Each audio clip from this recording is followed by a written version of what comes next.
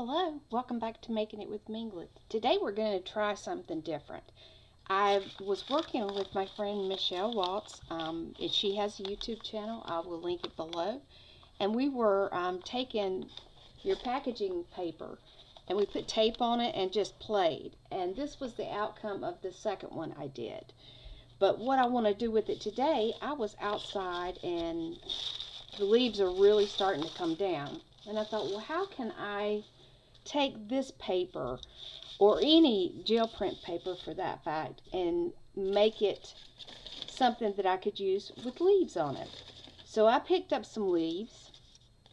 I picked up oak leaves, a couple of different varieties of oak leaves. That one still has a branch on it, so let's get rid of that. We have a little bit of a maple, and then this is another type of oak. And this is a poplar tree. And I was looking at that, and I do want to duplicate that on the gel plate. So I'm not going to do that right now because I have an appointment today, and I can't really get a lot of mess out. But this is what I'm going to do. I am going to turn this over, and I am going to place leaves underneath it with the vein side up.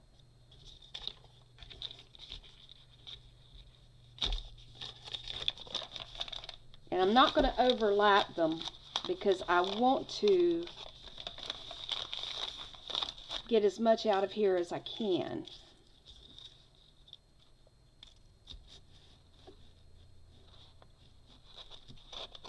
Okay, that'll work. Let's do those two first and then we'll go from there. All I have here is a simple crayon. I have taken the paper off of it. And I'm going to do what we used to do in school. I'm just going to trace the back of this. And what I'm really looking for is getting the shape so that when I turn it over, I can actually, I'm going to be able to cut, well, before I turn it over, I can actually cut these leaves out in the shape and size that they actually are. So it doesn't have to be super dark. It just has to be enough that you can see it. Alright, that one's done. Now let's go over here and hit our oak leaf. And I think of the oak leaves, this is my favorite shape, but I would have to look in my identification book to tell you the difference. I know that one of them's a white oak, and I'm thinking that this is the white oak, but I wouldn't swear to it, so just know that it's some type of oak. Alright, now I'm going to lay those to the side. And as you can see, I did get a pretty good image on the back. Let's see, can I lay... I can probably get the maple leaf right here. I think I'm going to switch colors. I think I've got red just to make it easier to see them. Yeah, I've already got a red peeled. These crayons have been around our house forever. They were in the attic, and I don't know how they had not melted. But they smell like old crayons. Ugh. It's a smell that is unique. I wish they made them smell good. But you know, crayons are really cool. It might be interesting to research the history of them.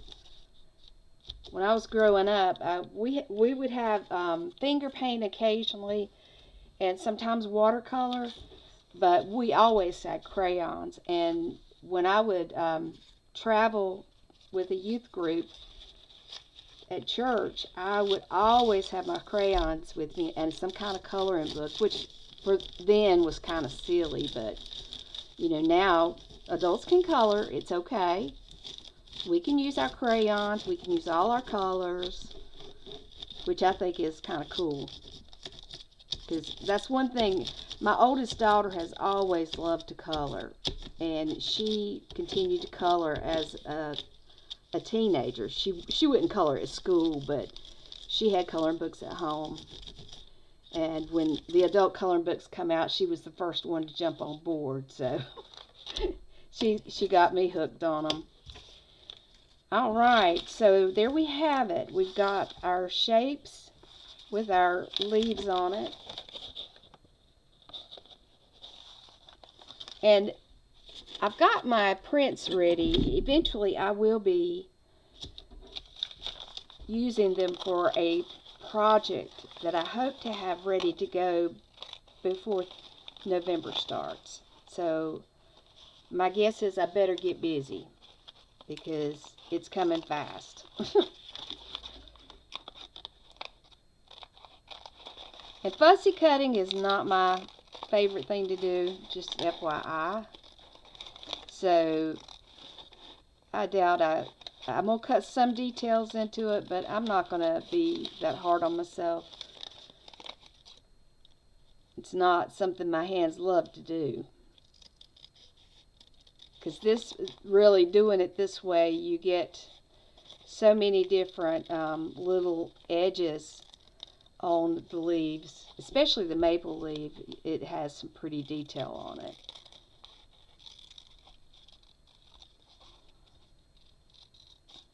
And I'm exaggerating the stem a little bit. So there you have it. That's what it's going to look like on the other side. And I can come in on this and I can use gel prints, Posca, markers, just about anything. I can also come back and put some ink on it, but it does end up with a pretty unique shape.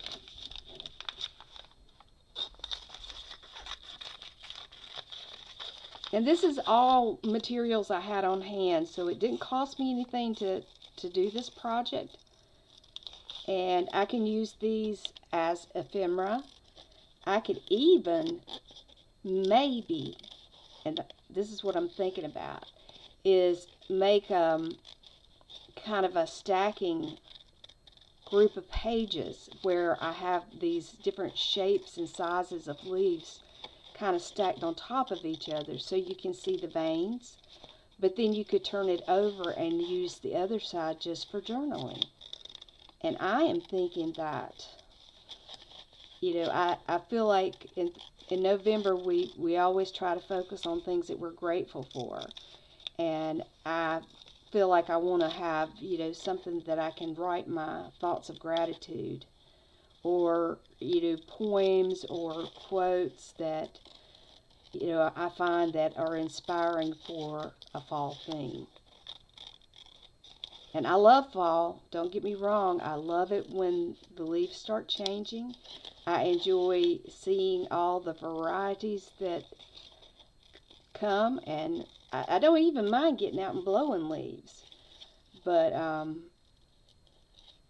you know, this year I've got to be real careful with that because of my knee. But here's this one.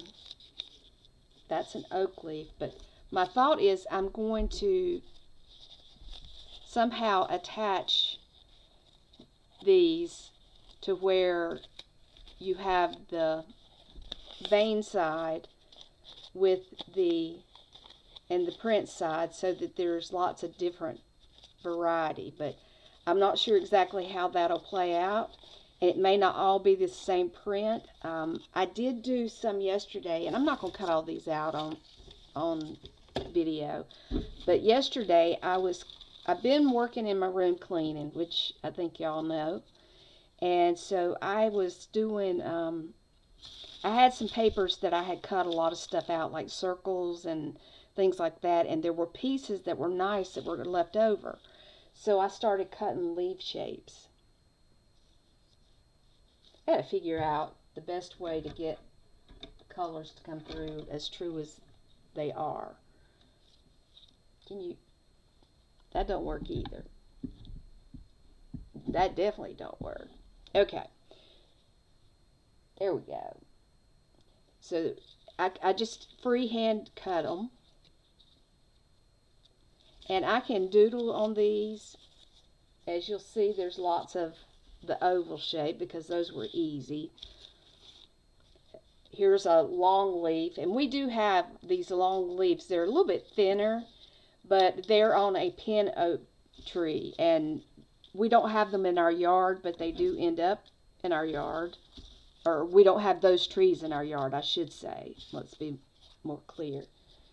But I'm going to take these with me when I go to get my hair done today, and I'm going to take something to doodle with on them. And there's different sizes. But I was going to throw this paper away. I was like, okay, this stuff's been around. You know, I don't really think I have any need for it. And I watched one of my YouTubers, and I'll put her link below. Um, Trashy Treasures, something like that. And she does a lot of fodder. And so that's what I used to inspire this. So I will be taking these. They're going in a zip bag along with some gel pens and markers.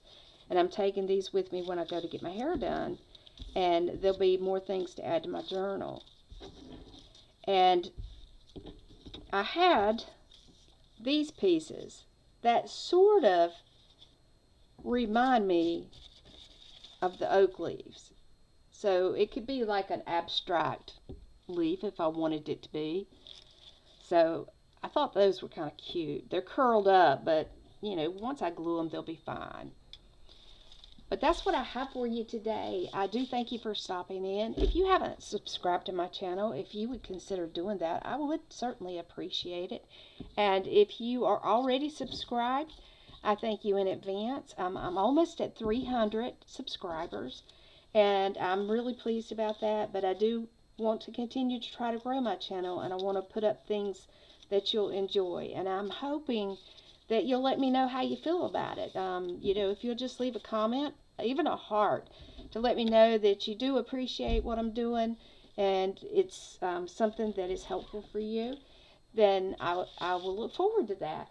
Until we come and meet again, I hope you'll be well. Bye-bye, friends.